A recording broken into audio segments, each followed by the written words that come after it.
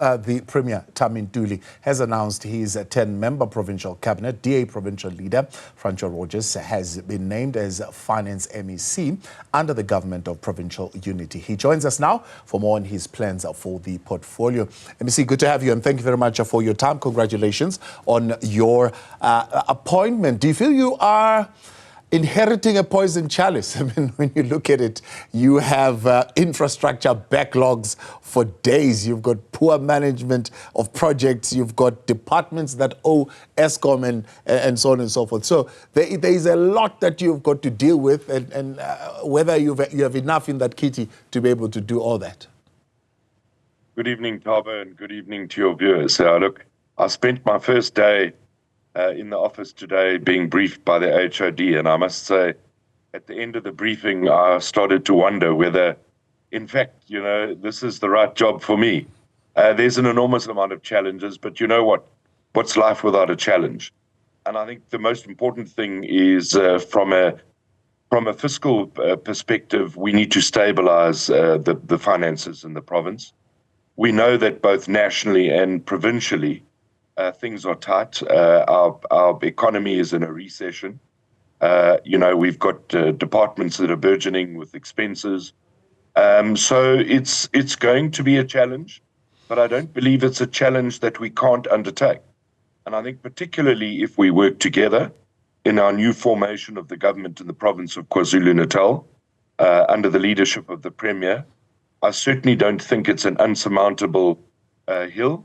And I think there can be fairly good results fairly shortly if we all pull in the same direction.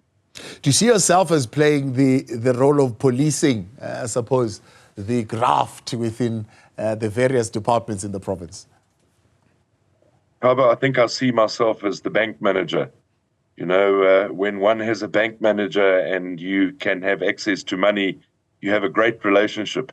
The minute your bank manager shuts off your water supply, then you start disliking your bank manager. So it's going to be hard, and I don't think I'll be the most popular MEC in the cabinet, but it's a job that has to be done, and we need to realize what's been done.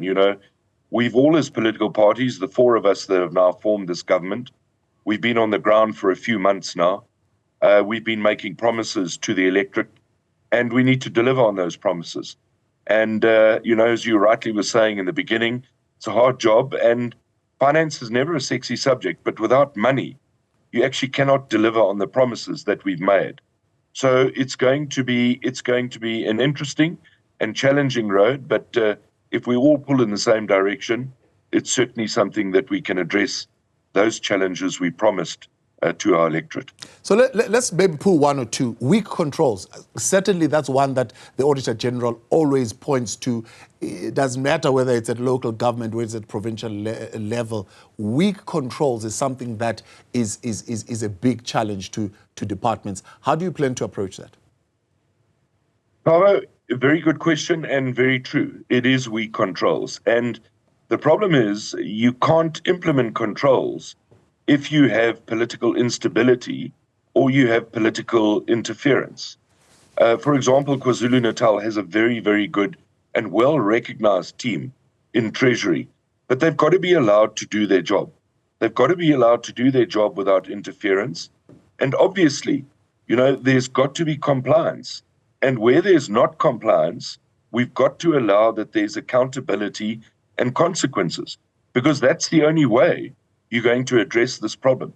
That's the only way we're going to build a capable and ethical state that has the ability to focus laser-like on the services.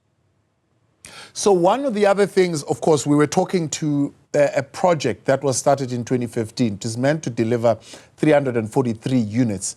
It's now 2024, almost 10 years later. It has only delivered like 25, right? And close to 100 million has already been spent on that project. And there are various reasons that are being forwarded, including the COVID situation, but also including the fact that there were people who were occupying that space that did not want to be moved. But all speaking to poor project planning.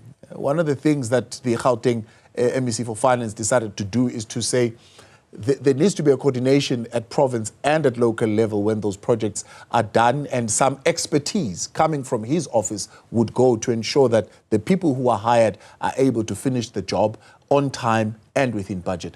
How do you feel you're going to approach that aspect of project planning? I think there's a couple of ways we can deal with that. One of the challenges we face in KwaZulu-Natal is failing infrastructure. We had an infrastructure team, crack infrastructure team under the Department of Treasury, which was never very effective, once again, because of political interference. And I think that's one particular way that we can ensure that implementation of projects are undertaken timeously, that they're cost effective, that there's value for money, and that the department is compliant. But once again, as I say, in our new formed government, it's going to take cooperation between all of the MECs and between the members of the Premier's cabinet. But having just been through discussions with most of the political leaders of the four parties, everybody at this stage seems to be purely focused on outcomes. And I think that's a positive start. And if we can continue with that attitude going into this next 5-year term, I believe we can achieve great success. Spending is one. Of course, generating revenue is going to be your biggest headache, because you've got to find a way of bringing money into the province. What are some of the low-hanging fruits, you think? Well, look, we're lucky in the province. Obviously, we have things like the liquor board. We have the gaming and betting, which generates revenue. Those are some of our bigger revenue generators. But I think ultimately, Thabo, what we also need to do, I think it's key that we stabilise the province of KwaZulu-Natal politically. Number one, we don't have a great track record. Number two, if we can deal with some of the infrastructure failures, water, power, etc., then what we can do is we can start encouraging investment into the province. And we all know that investment is business, and business creates jobs. And it's interesting to see how already at a national level, with the new government of national unity, how in fact foreign investors are starting to sit up, take note, how the markets are responding. Now we need to ride that wave, and we need to build on that wave. And I think in KwaZulu-Natal, we've got everything. It just needs for us to pull it together, to stabilize the province politically, to ensure that if businesses want to invest in eThekwini or Umzinduzi or Richards Bay, in our bigger areas, that in fact we can supply the necessary services for them to be able to operate. And of course, we've got to, this is not my portfolio, but something I'll discuss in the cabinet as well with my counterpart in economic development, is, you know, offer business and investment some sort of discount on wanting to come in and invest. Give them incentives on why they should actually come into KwaZulu-Natal. And I think if you look at that picture holistically, we can certainly build back our economy. You know, tourism is another key portfolio in our province of KwaZulu-Natal. We have it all. We have the Drakensberg. We have the Indian Ocean. But we cannot have sewage running into the Indian Ocean and expect tourists to be flooding there. These are the simple, quick fix solutions we can do to encourage an investment and create jobs. MEC for Finance in KwaZulu-Natal, Francois Rodgers, appreciate your time.